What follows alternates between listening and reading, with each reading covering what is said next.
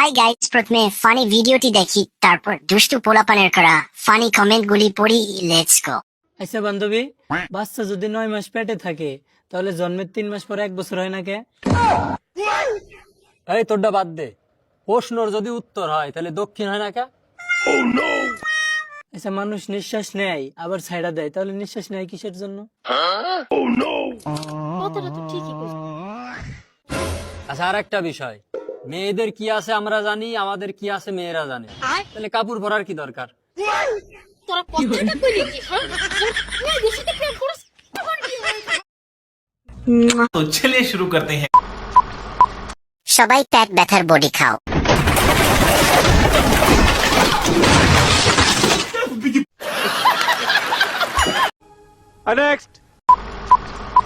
কই, আমি তো জানি না মেয়েদের কাপড়ের নিচে কি আছে। সন্দেহ আছে খারো বাতিজা, তোমার সন্দেহ আমি দূর করে দিতাছি। মাগার চোখ বন্ধ করা পারবা না। দেখো দেখো যন্ত্রটা দেখো।